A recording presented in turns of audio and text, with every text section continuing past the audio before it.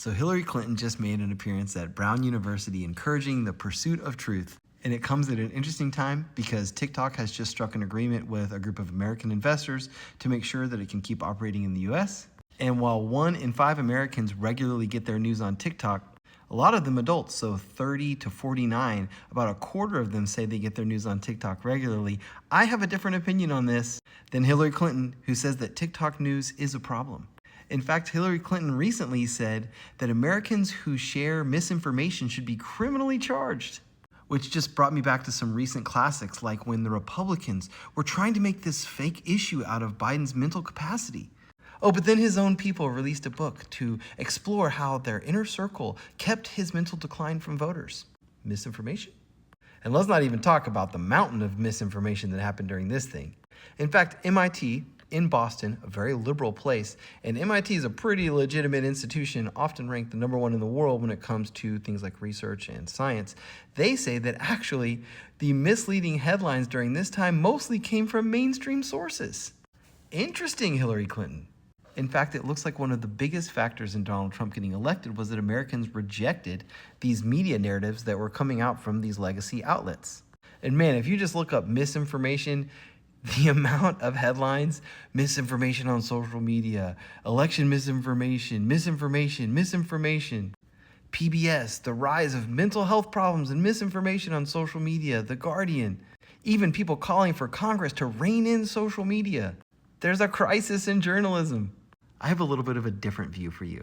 There's something about getting your news on TikTok that's actually kind of awesome, which is that with TikTok, you have all of these different modes of encoding that go into your brain, like audio, video, and text. But if you just read words, you just have one. This is called multimodal learning. And maybe that's why some of you guys love watching videos like this, where we look at headlines and see the sources, and you can see me and follow me. You know what I'm into. Maybe that's why social media is the main source of news for so many people now. And I know that historically this has been viewed negatively, but I'm honestly just starting to realize that it's just different than in the past. So then you get onto this idea of social media and mental health. A lot of us feel so guilty about doing things like using TikTok. And this researcher, Laura Marciano, here she is right here. She did her research on social media at the Harvard Chan School of Public Health. So Boston, a pretty liberal place, and Harvard, even though it's having problems, a pretty distinguished institution. And what she found is that research consistently reveals mixed associations between social media use and well-being, including positive, negative, and null effects. So while PBS is talking about social media and misinformation, mental health, it looks like the actual research says that there's sometimes positive, sometimes negative, and sometimes neutral effects.